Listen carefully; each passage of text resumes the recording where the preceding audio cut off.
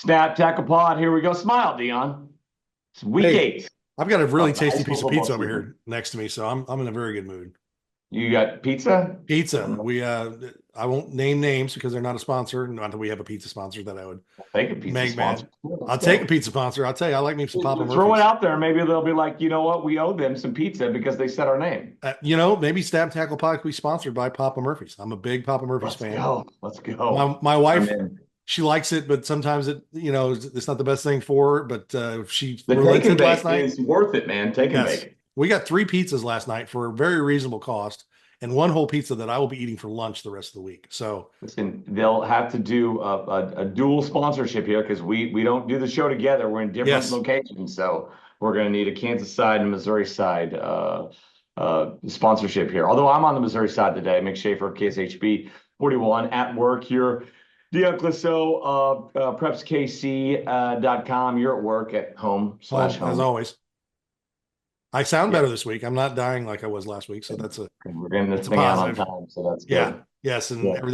everything we did survive. The radio show made it on the air, and everything's kind of back to normal this week. I've pulled a few more Hmm. duties to help out with some one of our Yeah. workers who's down in the weather right now. So, but no, we're rolling along. It's a week 8.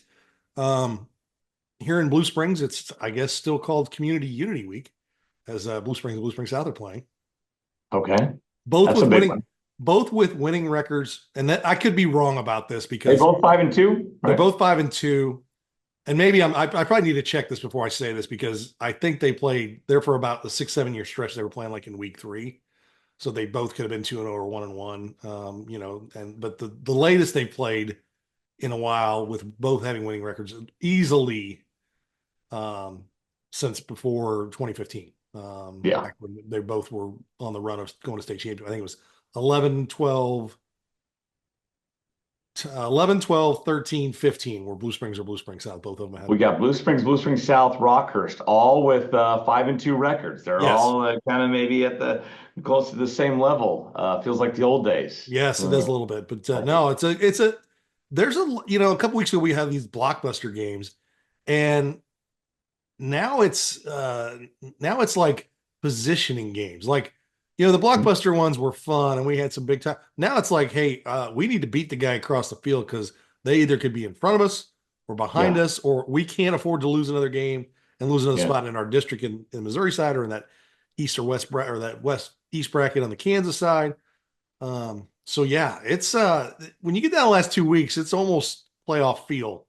It almost it is. you get to play the next week, You're maneuvering, like you said, you're but you're moving, right? maneuvering. You're Yeah. positioning yourself how you're going to end up in this playoff bracket. Of course, in both Kansas and Missouri, both or all teams make state, Yes. and then they go from there. So let's go from there. I mean, you had some great picks last week on the Remax Big Three games. A lot of these games went down to the wire. Talking first off about Aquinas and Rockhurst, and about Mill Valley Gardner as well. Two great games that weren't decided till the very end. Yeah. You would be the judge of the Mill Valley Gardner as if it's well played. Aquinas and Rockhurst, and I haven't talked to Coach Darling yet. I'm pretty sure they're not going to put that one in the vault as their best played game. There were some I turnovers don't and know how you miscues. hold either of those two offenses to just 7 points Yeah, there were some in mistakes made. regulation. There were some mistakes made. Special teams. I mean, Rock had an interception in the end zone, on their first drive. So, get down to the end. Was Kelly Donahoe going to go for 2 when they scored with about a minute and a half left? They didn't. Then they got in overtime and got down. Were they going to go for 2 and go for the win there? They didn't. Had a bad snap and didn't get it done. So, yeah, it I was. like not going for two there. I mean, you trust your defense. Your defense is giving up 7 points to Aquinas the whole time.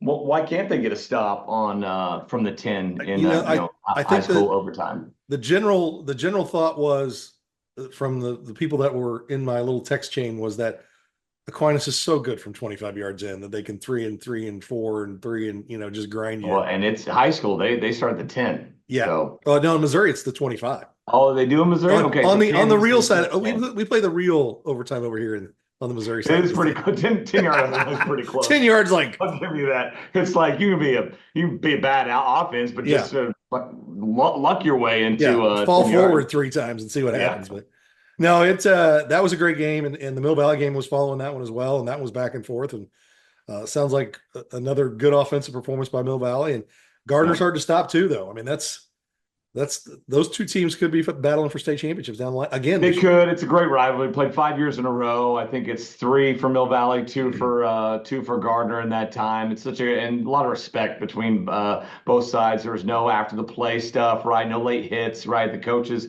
respect each other. My son who's on Mill Valley's team got a lot of friends over there on the Gardner side. So a great game. I mean the offenses excelled, but both defenses got some stops late. And it just came down to kind of who had the ball last, barely. Mill Valley scored with 22 seconds left and got the win. And so a good game either way. I mean, you win or lose it, it's not a make or break because they're obviously 5A and 6A. They won't see each other in the playoffs. But yeah, two championship winning Yeah, teams that have visions on it once again this year. no, good win for Mill Valley, and like I said, your Gardner, it knocks you from the undefeated, but that top half of that bracket in 6A, I was just talking with Mark Semino, Shawnee Mission East. There's a lot of 4-2 teams, a couple 5-1 teams. I mean, which got some good games this week of the a couple 4-2s going head to head, some 5-1, 4-2 games. I mean, so it's kind of it's like I don't know, it's like Saturday at a major. Is it moving week Movie day, maybe? exactly. That's exactly what I was thinking. Yeah. Um, Over on the Missouri side, I forget was Blue Springs South Liberty. Was that one of your games of the week Yeah, last it was a week? Remax Big Three game up there, and Regardless, it was a good game and another strong showing by the Jaguars there. yeah, and they did that without the right half of their offensive line. Their starting right guard and their right tackle went down against Lisa Up North. They're still out.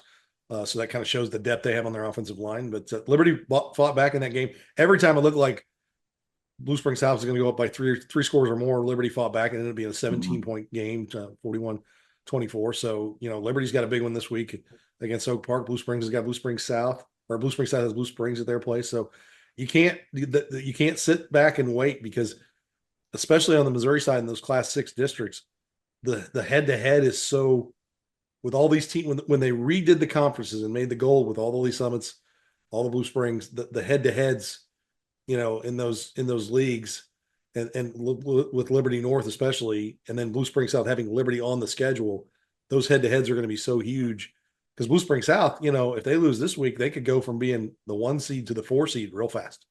Yeah. And Yeah. that changes things. I mean, they could go from the 1 seed, and depending on how things shake down, if they were, the 1 seed of that district, whoever that is, if they were to win out and then probably have to go on the road to the North district, that's Park Hill and Oak Park, they probably would be home for the semifinal. That's how important the number 1 Yeah. seed in District 7 can be. Yeah. I'm not just whoever it is, Another game on the Kansas side was a Thursday game, Blue Valley and Blue Valley Northwest. Great game. A great game. Another one that scored within the final minute for Blue Valley to come from behind and get that win. Yeah, that was a great win for them. And I think that's kind of to me, that's the best win that they've had all season. They would have been good to beat Aquinas, and they got Blue Valley West this week, so they're going to have to back it up with another good win. But I think that's their best win easily. Blue Valley Northwest is a tough team. Really, what a 3-week stretch they had. They lost a close one to Blue Valley West, and now they lost a close one to Blue Valley, and they've got Aquinas this week. So, yeah, it felt like don't think the Northwest is left for dead. No. They are one of those contenders still in 6A, along with Blue Valley West, along with Gardner, along with maybe a couple of the Lawrences are now over on the east side, and both those teams have had good starts to the season so far. So don't count out Blue Valley Northwest at all. No, and I think, and maybe we talked a couple of weeks ago where the games got better. Well, we're into the tail end of conference season, and you're playing teams that matter, and you play and maybe that's what's led to it. This week being another week with just good games that have consequence. Yeah. So I mean, it's really the last 3 weeks have been pretty good. Plus, I think we've got a lot of evenly matched teams on both sides of the state line in Class 6 and Class 5 and Class 6A, 5A, and 4A. So I think that is also what lends itself to having some of these really good games here at the end of the year. Yeah, absolutely. Well, what are some others when you're run down here? I want to talk about you had Lafayette County and Knob-Noster, right? Yeah, and Knob-Noster is a program that had been growing, and they were kind of at the point of, can they play with a Lafayette County or beat a Lafayette County and take that next step? They did not. They were kind of close early. And so it's a Lafayette County team that's maybe not as good as they've been the last few years, but still really good. still undefeated. They've already beaten basically everybody in the league that they need to beat. Mhm. So they're kind of going to go on with their district there. But Noster still showed well. That's an improved team. They get the right matchups in Class 3. Because they go up to Class 3, that they could be a team that could be something to deal with in districts. But that just having that team be better, they went through. They were one of those towns that had like 5 coaches in 6 years. That kind of stuff. I mean, and that's tough to really dig out from that. And Coach Michael Franklin has come in, and this is his 3rd year there. A very talented young coach who's committed to that town. And, it's a tough town to coach in. Noster has Whiteman Air Force Base. You could have a kid that's really good who's not there tomorrow. Gone the next day. Much like Leavenworth. It's tough to have some continuity there. But you know what? There's plenty of people who come to the Whiteman and end up staying and moving to, either staying in Noster, they like that town, or Sedalia or Warrensburg, and stay in this area because they like it because of that town of Noster. So don't talk a lot of Noster, and that may be the beginning and the end of it, depending on how they do in the playoffs. But hats off to the work that they put in to that program to get them to the point where you can talk about them competing with Lafayette County. Absolutely. All right, those are a lot of the Remax Big 3 games from last week. Let's look ahead to this week. It's posted on PrepsKC.com. The Remax Big 3 games of the week. We'll start over on the Kansas side, and once again another EKL battle. I mean, take your pick. There's probably 3 or 4 from every week in this league. You're taking Blue Valley. Actually, you're taking 2 of them. Blue Valley Northwest going to Aquinas. Yeah, and Rock got closer to Aquinas than anybody besides Blue Valley West. And before that, Miege was a 1-score game. So is there cracks in Aquinas? I don't think so. Their schedule's gotten tougher, and they're playing tougher teams. And Blue Valley Northwest is right there. So if you're Aquinas, don't look at the 2 losses in a row and start thinking that this is a game that, well, they're down, because Clinton Ryder and his staff do a fantastic job, and these are all well-coached teams. This is what is fun about maybe having Aquinas and those guys in 5A and some more of those guys, splitting some of those teams up. I'm sure that the Mill Valleys of the world, having Aquinas and Blue Valley North and St. James move in, that makes it tougher. But at the same time, you've got good schools, and that EKL is just so tough every week. And even Blue Valley North and Blue Valley Southwest, we're kind of at the bottom of that league. It's turned really into it's turned kind of into a 5A league this year, right? At least this cycle with what is there, 8 teams, and you have 2 in 6A and 1 in 4A, but the other 5 are right there in 5A. Yeah, so it definitely is. It's a 5A league, and it's weird to think that when we started PrepsKC, they opened Blue Valley Southwest, and Blue Valley was down in 5A there for a long time, and Southwest was in 4A, and then West was in 5A longer than Blue Valley was. Blue Valley went up to 6A, and then Blue Valley West joined them, and now Blue Valley's down.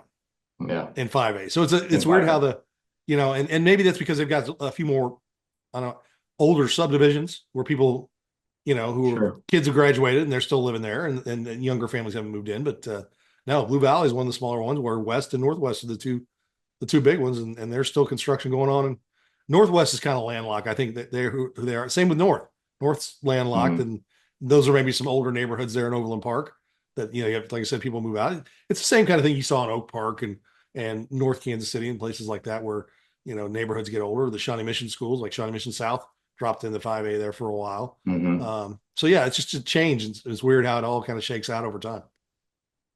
Seeing the EKL, it's Blue Valley at Blue Valley West. This is going to be a monster game here. Two great teams, and just like the previous game with Aquinas and Northwest, I don't know. It's flip a coin for me. I don't know which way this one's going to go. I don't know which way it's going to go either. They're both playing their best football. Kind of strength be strength, right? Because you have the Tate Nagy, the Blue Valley West offense, and then that great Blue Valley defense. Yeah, that's kind of the way it is. And I think basically the other side of it too is a Blue Valley West defense that's given up some points the last few weeks, but is probably better than it looks on paper, and a Blue Valley offense that has really started to hit its stride the last couple of weeks. So this is an even game. Both these, you could say both these teams are going to win state titles, and I don't think anybody's going to laugh at you. I mean, they're both good enough to win state titles. You could say for both those games, you could say Aquinas and Blue Valley. I'm looking at the standings here. It's crazy. It's 1v4 and 2v3 in the EKL this week. So couple Like monster games like he there. bracketed it out right there. Yeah, exactly. And then, hey, if the top two get knocked off, all of a sudden you have a huge log jam at the top of the EKL. Over in the Sunflower League, you have East v East, Olate the East and Shawnee Mission East. Two sneaky good teams this year, Yeah. Dion. Both these guys, 4-2. Well, and I was talking with Coach Semino. He's like, I said, it's a league game, and you want to get that win, and you want to play well at the end of the year. But there's like 5 teams that are 4-2 in 6A, and so Yeah. you don't want to be falling down the other side of that because you're going to pick up a better team, in the first round of the play. And he was talking. He's like, he said, he goes, you can't in 6A or 5A this year. You can't just go, well, the first round's here. We're going to go on and win our game, and because there's a lot of teams. Because he was talking about even like in Olathe South, it's 1-5. He's like, Olathe South could be 5-1 very easily. You know that. You saw week one. Yeah. I mean, 1 point or 1 score loss to Mill Valley, a bunch of other 1 score losses to good teams. So yeah, there's going to be some teams that are like maybe 12, 13, 14 seeds in both 6A and 5A that you got to watch out for. Yeah. Right. There's no skating by, especially in 5A. If you got like, if St. James ends up with 2 or 3 wins and they're buried down there, oh boy, you got to watch out if you're one of those top seeds, because that's a team that could make a run in the 5A playoffs, depending on the matchups and all that stuff, as well as the Blue Valley Southwest. Down there as well. Well, and Blue Valley or St. James did it last week without Tyson Beshore, and their backup came in and played well. Still shut them out, yeah. Yeah, still shut them out. So no, for Olathe East and Shawnee Mission East, they're both 4-2. They both like to play defense. Blue Valley North too. I mean, they're going to be battle tested, right? Yes. They're going to be playing better teams in the regular season than they play in that first playoff game. There's a very good chance of that. So right there in 5A too. No, that 4-2 group that includes Shawnee Mission East and Olathe East, it's a huge swing game for both those teams. And so I think it's going to be one of the better games easily of the week, and that's why it's a big 3. Wait, is Olathe East, are they Flexbone as well? They run a little Flexbone. They're looking that way too. And their defense had been pretty good, but they give it up. They played some pretty tough offensive teams in Shawnee Mission Northwest and Lawrence and gave up some points. So now they're going to try and get back into that mode they were in early this season. And Coach Semino said that. He goes, they've given up points, but that's a good team. I think it's when you're even Steven with teams, that's where that's where that extra bit of effort, you can maybe scheme some stuff, but it's going to come down to playing tough and making hard-nosed plays. Yeah, absolutely. It's funny seeing Coach Semino in interviews. I wouldn't know who he was if it weren't for the little nameplate there. He's lost so much weight from his playing days. Yeah, right? I mean, he's a big old jack dude, no neck and everything. Now, he looks different, but looks great, and having fun there too. Mission East has been great. He's done a great job there, and I talked to him. I said, "Are you having fun?" He's like, he really is enjoying it. The kids are enjoying it, and it's good to see the Shawnee Mission schools. You got East and Northwest playing better. The other ones, don't have the wins, but they're improved. All of them are improved. South's very improved, right? They went down and got a win at Pittsburgh, and it was good seeing Shawnee Mission West as well. They went and got a win, I think, at Prep earlier this year. And so I think that's a great thing for all these, especially these big power conferences, right? To have a bye, or in the case of the EKL, 2 byes, where you go out and you can schedule it. If you're confident in your team, let's go schedule a big boy, right? If you need to get some confidence, let's go schedule somebody else that we know we can play with, know we can maybe beat. And I think that goes a long way. And it just varies things up instead of playing. If you're going to be a 14-team conference, you got to have some flexibility. All right. Jeez. All right, let's get to Missouri here. Grain Valley, Fort Osage. That's a Remax Big 3 game of the week. One of the biggest ones that jumps off the page for me. 7th time they played since the beginning of 2020. In less than 5 years. Yes. That's in 5 seasons. 4+ years. Yeah, 4+ years. They're not in the same district this year, so it would be a quarterfinal game if they got there. Yeah. I have to look at the things that because Grain Valley's in 6 with Webb City. So, Grain Valley's got 2 losses to Platte County and Kearney. There's no shame in that. They're 14-0 combined, and they're 2 of the best teams in each of their class.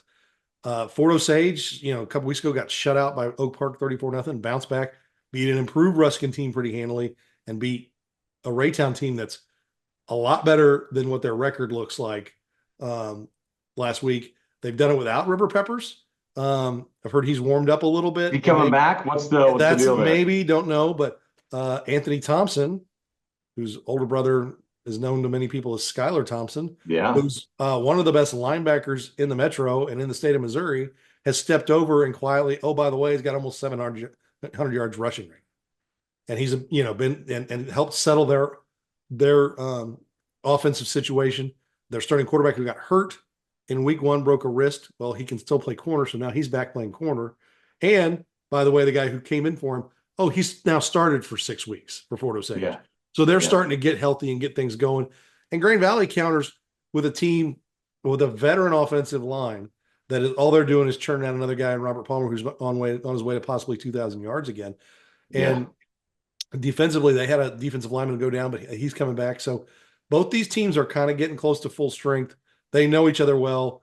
As Coach Alley told me, he goes, before we got him on the schedule, we scrimmaged them every summer.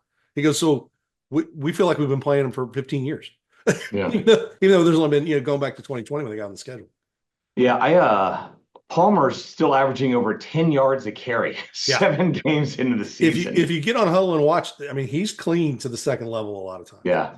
And he's got a little more shift than Tyler Williams, was last year. So, Ty would run you over on his way through. He had highly underrated in his ability to change direction and do things because he had all that too. That's why he had almost 2,700 yards, almost 3,000 total yards with his receiving. But Palmer's got a little more shift. They've got good burst, good speed, and really their offense has gotten better. They're throwing the ball pretty well when they need to. So both these teams, they're not going to be their top seed in their district probably. Green Valley's probably sitting at about a 3, maybe a 2, but they're going to be a dangerous team. And if you want to get out of your district, you're going to probably have to beat them at some point. Yeah. So both these teams are going to be dangerous. And I wouldn't be stunned to see both of them in a district title game. Very easy. You've got Oak Park and Liberty this week.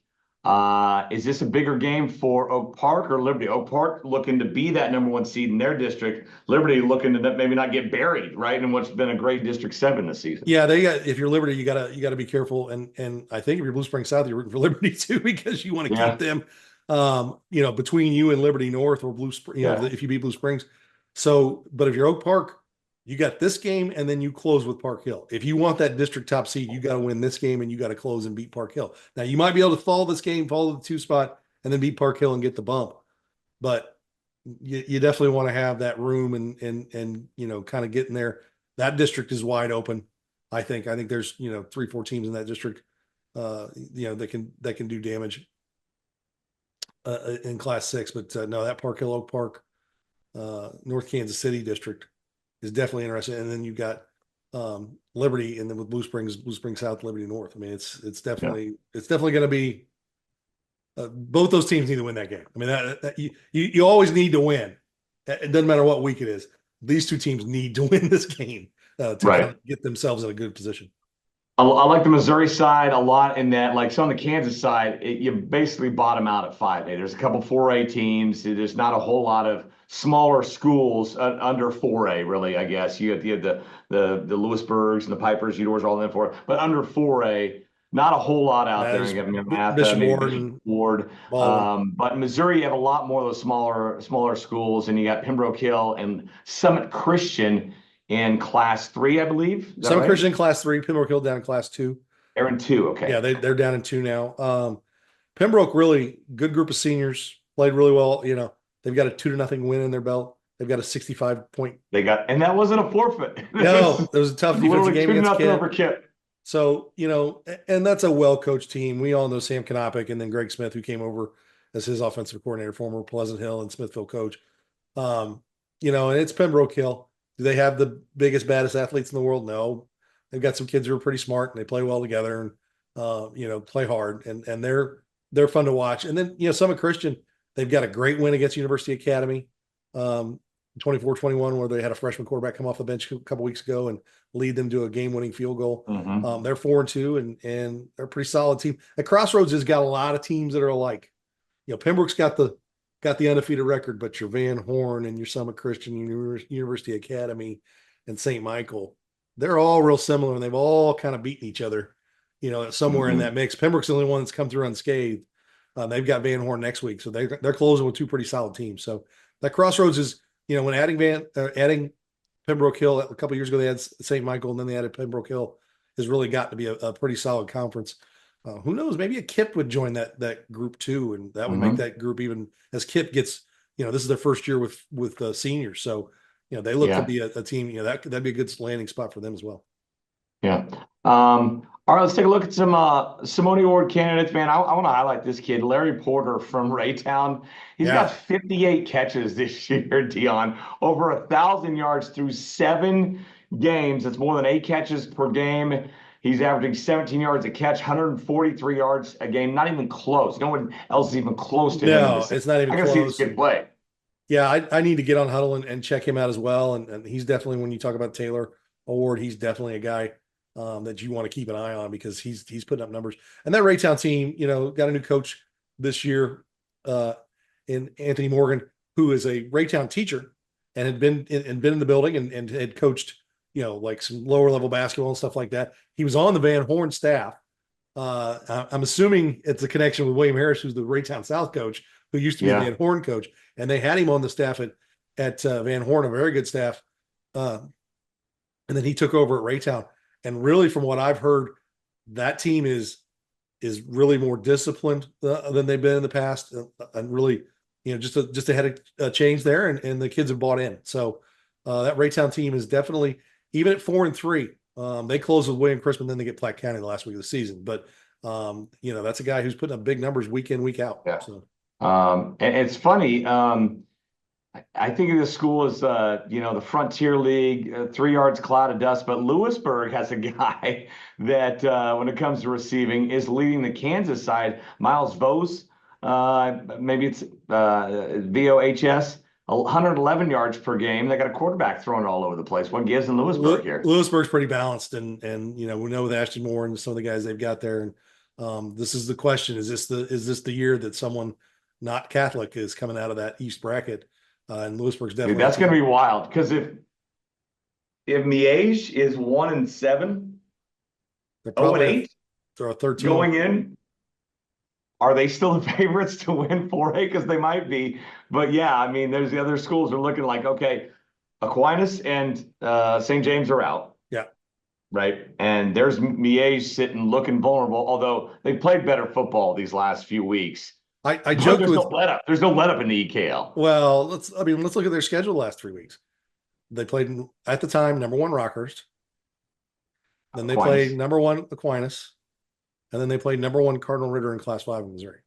And when I texted with Coach Holmes, I was like, you don't have to play #1s every week. And he's like, yeah, we may need to look into that. No, but they'll take all comers, and that's what's great about them. And Coach Holmes and that staff do a great job. And I expect them to kind of right the ship here, and they'll be tough to play. But hey, Lewisburg's a good team. Ottawa, very good team, is a good team and has got some players. So, Atchison always had some players, is a good team. So there's teams out there in that 4A that aren't just waiting for Miege to get a win and come and show up to beat them. So yeah, Tonganoxie's a solid team. So I mean, there's some teams out there to. Let's take a look at the passers here, and you and I know how these awards work. That there's going to be guys that have similar numbers, right? But the more you win, right, the more those numbers pop out, and the more you get the benefit of the doubt. So passing wise, a couple on the Kansas side, and Banks Bowen and Tate Nagy, who have had great seasons.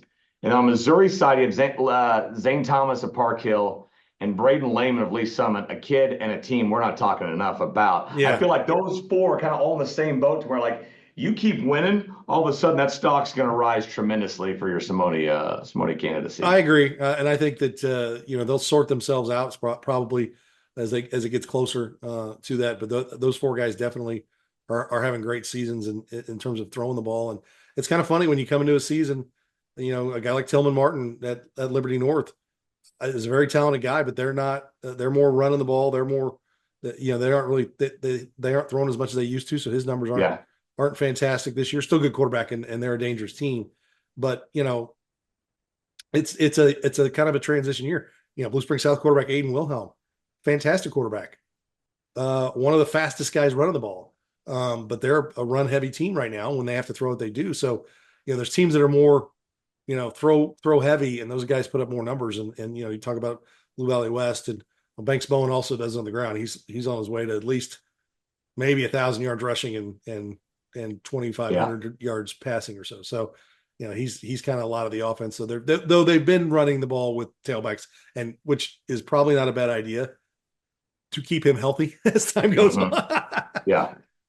No, absolutely.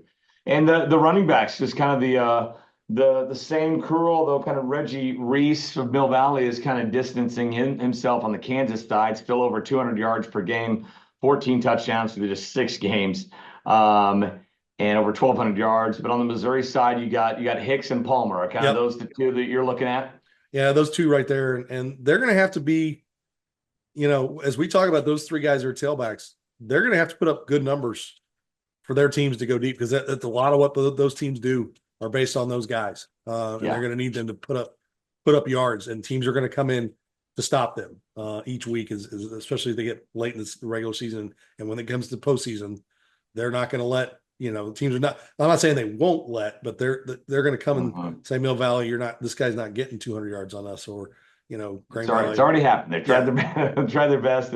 It's been good though for Mill Valley and for other teams. Or you make and you see more those versatile, and there's other guys, there's other options, and it kind of forces you to look other ways. And we talk about Liberty with Hicks, and that Coach Fragon told me last week, coming off the Park Hill loss, we need to be more dynamic, which means they need to get that passing game going. And they did. They didn't have quite as big a running game. They still gave up 100 or got 170 some yards against Blue Spring South, a pretty solid Blue Spring South defense. So they can still run it. Trevor Bendel, the offensive line that he anchors, is pretty darn good at Liberty. So no, it's going to be an interesting year. And I think our elite team, we're doing offensive linemen this week, and so that's definitely a group to kind of keep an eye on. We'll have that story up, depending on when you're watching this. It'll either be up or it'll be getting ready to be up. It's usually Wednesday afternoon, Wednesday evening we do those breakdowns. But no, the thing about the tailbacks, 90% of them couldn't do what they do without having pretty good offense. It goes hand in hand, right? I tell my son all the time, like, hey, Reggie Reese's stats are your stats, bud. Yeah, that's what you look for in the online, not in the paper anymore the next morning, but online. Paper, newspaper. He didn't know what that is. Yeah, they don't know what that is. What about any other big games you want to highlight before we get out of here coming up this weekend? It's a Blue Springs South is definitely one that's kind of out there. Liberty North Rockhurst, that's big for both those teams. I mean, that's that's a big one. And two of the favorites, I think, this year. Obviously, Liberty North winning it last year, but maybe taking a couple lumps. The shine's maybe off, and can they get that back? I think is maybe the storyline in that game. Here's one that was really close to being a Big 3 game: Gardner and Olathe Northwest. Okay, tell me about the Ravens. I mean, they beat Olathe North. Yeah, they beat Olathe North last week, and they have very quietly got the 4 in the mix at 4-2 that everybody's talking about. And then Lawrence Free State, Shawnee Mission Northwest this week. Talk about 4-2. Two teams capable of winning, kind of beating anybody. Honestly, Free State closes. Right there. If they're not winning, they're close to winning. Free State closes with Shawnee Mission Northwest and Lawrence. It's not. I mean, these teams are going head. Losses are at undefeated Manhattan in like a 10-point game at Manhattan, and then at Mill Valley in an 8-point game. Yeah. So I mean, there's some tough games for teams down the line. I mean, the last couple of weeks of the season, which is good. That's definitely It's funny on the east side in Kansas, 6A and 5A just got a lot tougher, right? With the teams coming up and down in 5A and 6A, those Lawrence schools for the first time in forever are on the east side. Yeah. And they're both good. Well, there was a time that Gardner went west. For a 2-year cycle. Gardner. So I mean, and you bring those 3 teams back over. Yeah. It definitely makes it tougher. So I mean, it's definitely not easy at all. Let's say crazy the population shift. What is that? As the crow flies from Gardner to the state line, 20 miles, 25 miles, something like that. Yet still there were 16 6A schools east of there. And just as many there as there were in the 400 miles west of Gardner, the rest of Kansas. Yes, wow. Kansas is definitely an interesting. Spread out and Wichita. I'm tilting. It's like playing poker. Yeah. You have Wichita. That's not it. Right? I'm from the other area, like non-Wichita or non non-Kansas City, the forgotten area, but that area is bigger than everything else. Yeah, So yeah, no doubt. awesome. Well, enjoy the games. Check them out on KSHB 41 on the television side. Check them out at PrepsKC.com on the website. A We all little good? shout out to your new cast member who was on last night or Friday night. Yeah, Matt Foster. Yeah. Yeah, did a great job and welcome him to the area. And you had a great map that I should have taken a picture of and tweeted out that Mick hand drew in the newsroom to get him From memory. from memory up to speed on schools and areas like that. I had to look where the county lines were and everything, and then I draw the squiggle little line of Kansas and Missouri along the river and down and all that. And then I basically drew where I thought I wrote where every high school in the area was to, and I think I got about to 100 off the top of my head. I'm like, I'm gonna go to Preps KC, and I found a few more that he might be getting to. So, Yeah, here's the deal. Good on him for what, on the job for what, a week? And he's in there under the lights on Friday night. And then, And hey, we went over names like it's Olathe, right? It's yeah, Bishop Miege. It's Tonganoxie. did a great job. Always a tough one. Did a great job. Yeah, Because it's tough. you let Mackenzie just roll out of town in a vacation. Yeah. Yeah, I mean, we're used to it by now, but there's Blue Springs and Blue Valley, totally different places. Oh yeah. The states. There's so many valleys out there. There's so many springs out there. There's so many north, south, east, west, northwests out there, right? There's so many hills. There's so many P hills. There's Park Hill, Pembroke Hill, Pleasant Hill. You Yeah. got to know them all. So we're throwing them in the fire. No, he did a great job. And shout out to him and welcome to the crew. And Yeah. that's what makes this fun, is that we get to partner up and do these things together. He loves high school We're sports too. He's a great shooter. I always tell when he's shooting the game because it gets tight, goes up, gets that football, gets tight. It's fun to see. So now and now that Mackenzie's had her little sabbatical in the middle. That's right. She's back. There we go. Matt's getting married, so he'll be off for a while. But basically, I'm here every day. Back from New York though. No more New York Yankees anymore. So I'm not covering them anymore. Not against the Guardians. Only against the Royals. All right, Dion. Thanks for the time. Thanks to you as well for watching. We'll see you next time on Snap Tackle Pod.